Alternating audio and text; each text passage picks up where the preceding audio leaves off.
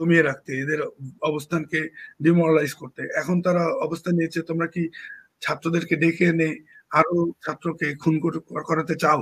এর দায়িত্ব তখন তোমাদেরকেও নিতে হবে। এই ডিমোরালাইজেশনের আমরা প্রভাব দেখছি অনলাইনে অন্তত।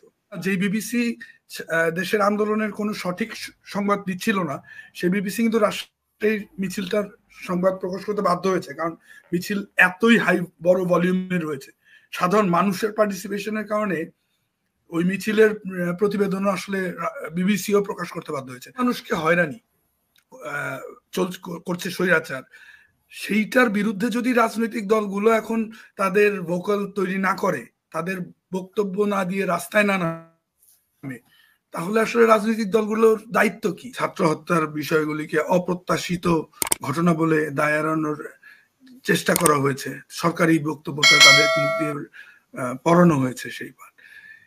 এর পরবর্তীতে আমরা দেখি যে ছাত্র সমাজের বিভিন্ন জায়গা থেকে বিভিন্ন অন্যান্য সমন্বয়কদের অনেক ভিডিও আসা শুরু হয়, এবং সেই ভিডিওতে তারা আন্দোলন চালিয়ে যাওয়ার ঘোষণাই বলবৎ রেখেছে।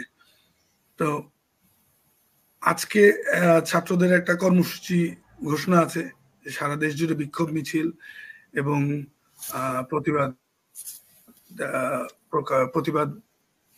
প্রতিবাদী অবস্থানটা তৈরি করে দেয় ছাত্র জনতাকে। তারা সবাইকে আহ্বান জানিয়েছে একসাথে হওয়ার। দেশের যে পরিস্থিতি, তাতে যতদূর আমরা খবর পেয়েছি এখন পর্যন্ত, যে বিভিন্ন এলাকাগুলোতে মোড়ে মোড়ে পয়েন্টে পয়েন্টে পুলিশ এবং আর্মির ডিপ্লয়মেন্ট সরকার আরো আগের চাইতেও বেশি পরিকল্পনা মতো তারা একদম ছাত্ররা যেসব জায়গায় সমবেত হয়েছিল সেই সব জায়গায় পুলিশ এবং আর্মি ডিপ্লয়মেন্ট করেছে। এবং ছাত্ররা যখন উত্তরার ইসিবি চত্বরে এবং মিরপুরে পল্টনে সব জায়গাতেই পুলিশ ছাত্ররা যে যখন জমায়েত হতে শুরু করেছে তাদের উপর লাঠিচার্জ করে তাদের গ্রেফতার করে, অলরেডি পল্টনে গতকাল ভিডিও প্রকাশ করা 2 জন সমন্বয়ককে গ্রেফতার করে নিয়ে গেছে, তারা মুসাদ্দিক এবং রাফি। তো তারা এইভাবে আন্দোলনকে ডিসরাপ্ট করার চেষ্টা করবে।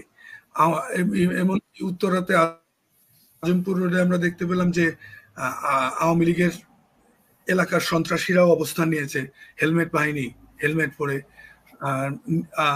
শুধু উত্তরাতে না, সম্ভবত এলিফ্যান্ট রোডেও আওয়ামী লীগের অবস্থান আছে। এখন দেশে এই মুহূর্তে কিন্তু কারফিউ নেই, কিন্তু তারা আওয়ামী লীগ, পুলিশ এরা মিলেই আসলে অনেক রাজপথ অবরোধ করে রেখে দিয়েছে। তারা মনে করছে যে এই মুহূর্তে ছাত্ররা আসলে অনেক কৌশলী, তাদের অবস্থান আমরা বুঝি। এর আগেও তারা 10টায় আন্দোলন করার ঘোষণা দিয়ে 2টার পরে নেমে প্রতিবাদ দেখিয়েছে, তাদের অবস্থান পরিষ্কার করে দিয়েছে। তো সেটা আমরা জানি না এখন কি হচ্ছে। এখন দেশে তো আসলে এক ধরনের অস্থিতিশীল পরিবেশ বিরাজ করে। কালকে রাতে একটা ভিডিও দেখলাম যে ঢাকা বসুন্ধরাতে একটা ছেলেকে গ্রেফতার করে পুলিশ পিটিয়ে কিভাবে গাড়িতে তুলছে। কালকে রাতের ঘটনা, এটা রাত 12টার পরের মধ্যরাতের ঘটনা, বাংলাদেশের রাত মধ্যরাতের ঘটনা। তো এই অবস্থায় আসলে কৌশলী না হয়ে উপায় নেই। আমি শুরু থেকে কিন্তু বলছি যে আসলে এই আন্দোলন অনেক কৌশলী আন্দোলন করছে বাংলাদেশের এই নন পার্টিজান ছাত্র সমাজ, যারা কোনো দলের সাথে যুক্ত না। তো এর মধ্য দিয়ে আমরা কিছু হোয়াটসঅ্যাপ মেসেজ দেখতে পেয়েছি, যেখানে ছাত্রলীগের বড় ভাই তাদের জুনিয়রদের কাছে নাম চাচ্ছে, যে তাদের কারা এই আন্দোলনে গিয়েছিল, কারা কোন সংগঠনের সাথে, তাদের নাম চেয়ে। এখন এরপরে দেখা গেছে যে তারা ওই পার্টিজান সাধারণ ছাত্র শিক্ষার্থীদের নামও দিয়ে দিচ্ছে, তারা নন পার্টিজান ছাত্রদেরকে নামগুলিকে ওই শিবির করে এই তকমা লাগিয়ে, বিএনপি করা তকমা লাগিয়ে তারা নামগুলি দিয়ে পুলিশকে দিয়ে গ্রেফতার করিয়েছে। এখন এই অস্থিতিশীল পরিবেশে আসলে একটা রাজনৈতিক আবহাওয়া প্রয়োজন হয়ে পড়েছে এই মুহূর্তে। আপনার যেটা মূল প্রস্তাবনা ছিল যে সরকারের কতটা পরাজয় বা সফলতা এই ক্ষেত্রে যে ঘটনাগুলো ঘটিয়ে এবং কালকে যেটা ফাইনাল তারা করলো, সেই মূল প্রশ্নটা এটাই ছিল। সংক্ষেপ করবেন। সরকার তো আসলে আন্দোলনকে দমাতে চাইবেই এবং ছাত্র সমাজও পাল্টা আন্দোলনে নামছে, কিন্তু এই মুহূর্তে আসলে শুধু শিক্ষার্থীরা আন্দোলনে যদি রাস্তায় বসে শিক্ষার্থীরা থাকে, তাদেরও এক ধরনের নিরাপত্তার প্রশ্ন আসলে প্রবলভাবে সামনে চলে আসছে।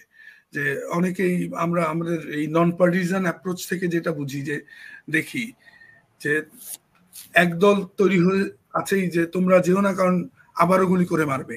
এই যে গুলি করে মারার সম্ভাবনা, এই সম্ভাবনাটাকে মাথায় রেখে অনেকেই আসলে এই এই বর্তমান পরিস্থিতিতে তাদেরকে রাস্তায় নামতে ডিমোরালাইজড করে তুলছে। কারণ শুধুমাত্র জানি যে 20,000 সাইবার যোদ্ধা তৈরি করেছিল আওয়ামী লীগ, তারা দাবি করেছিল একসময় যে 20,000 সাইবার যোদ্ধা তারা তৈরি করেছে।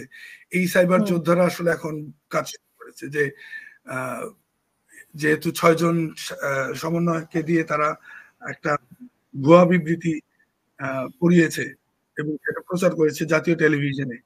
তো সেইটার অজুহাত দিয়ে এখন তারা যখন পারেনি এদেরকে দমিয়ে রাখতে, এদের অবস্থানকে ডিমোরালাইজ করতে, এখন তারা অবস্থান নিয়েছে তোমরা কি ছাত্রদেরকে ডেকে এনে আরো ছাত্রকে খুন করাতে চাও, এর দায়িত্ব তখন তোমাদেরকেও নিতে হবে। এই ডিমোরালাইজেশনের আমরা প্রভাব দেখছি অনলাইনে অন্তত।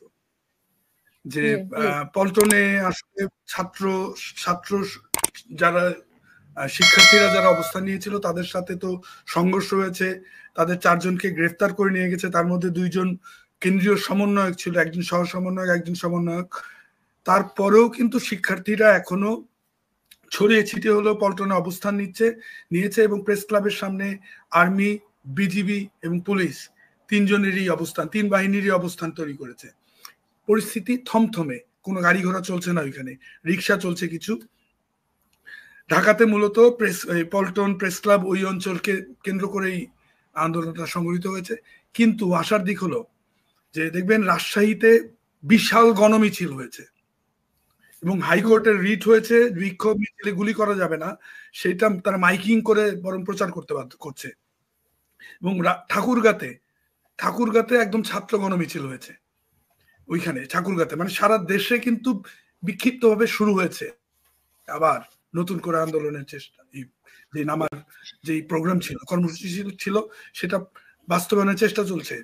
এখন খুব স্বাভাবিক, একটু মাঝে একটু ইয়ে ছিল, কিন্তু এখন আবার আগের মতো চাঙ্গা হয়ে গেল, বিবৃতির কারণে আরো বেশি চাঙ্গা হয়ে গেল আর কি। আপনি যেটা বলছেন কোথাও পাচ্ছেন না, যে বিবিসি দেশের আন্দোলনের কোনো সঠিক সংবাদ দিচ্ছিল না, সেই বিবিসি কিন্তু রাষ্ট্রের মিছিলটার সংবাদ প্রকাশ করতে বাধ্য হয়েছে, কারণ মিছিল এতই বড় ভলিউমের হয়েছে। সাধারণ মানুষের পার্টিসিপেশনের কারণে ওই মিছিলের প্রতিবেদনও আসলে বিবিসিও প্রকাশ করতে বাধ্য হয়েছে।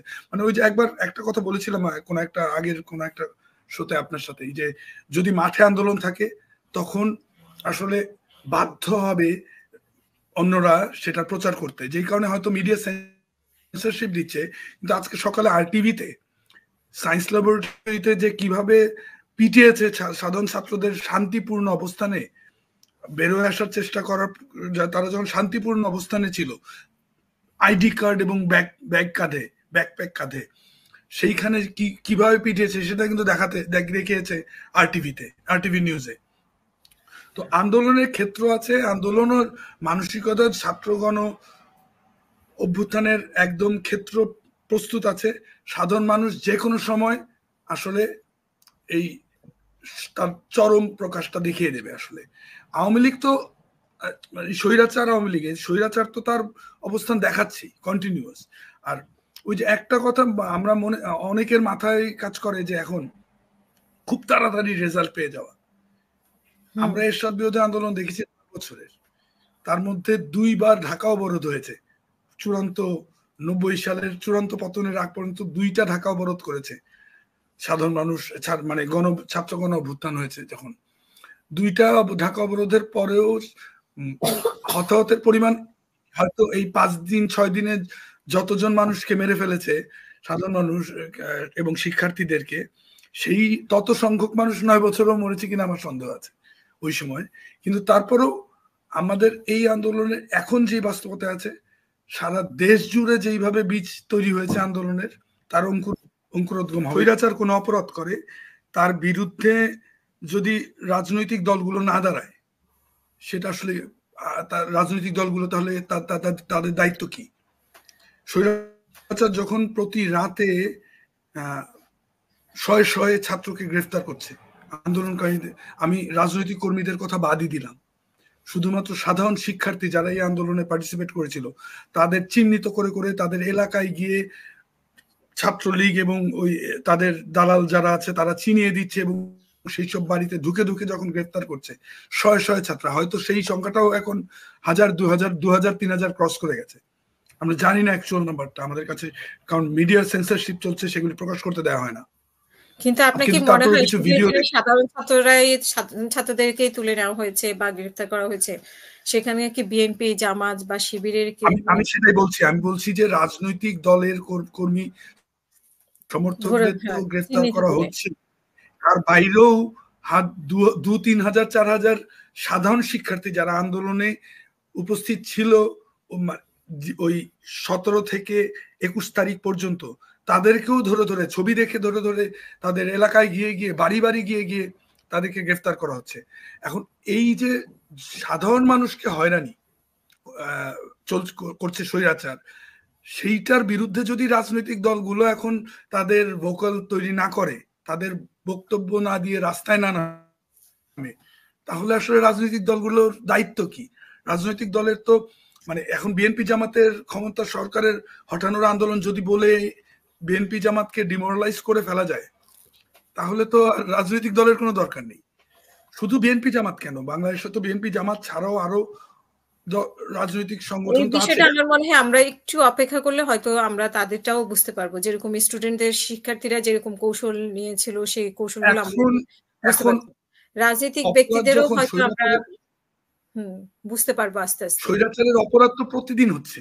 এই আজকের যদি যে শিক্ষার্থীদেরকে শান্তিপূর্ণ সমাবেশে পিটিয়ে যখন 2টা জায়গায়, হয়তো অনেক জায়গায় তো শিক্ষার্থীরা কৌশলগত কারণে তারা অবস্থান পরিবর্তন করেছে, ব্র্যাক ইউনিভার্সিটি, প্রাইভেট ইউনিভার্সিটি যারা ছিল তারা নিজেদের এলাকায় বারদারামপুরায় অবস্থান নিয়ে তারা চলে এসেছিল পল্টনে প্রেস ক্লাবের সামনে, এবং সেইখানেও পিটিয়ে তাদের সমন্বয়কদেরকে গ্রেফতার করেছে, সাধারণ শিক্ষার্থীদেরকে আহত করেছে, তো এবং ফাঁকা গুলি করেছে, মাইন্ডেড ফাঁকা গুলি করেছে।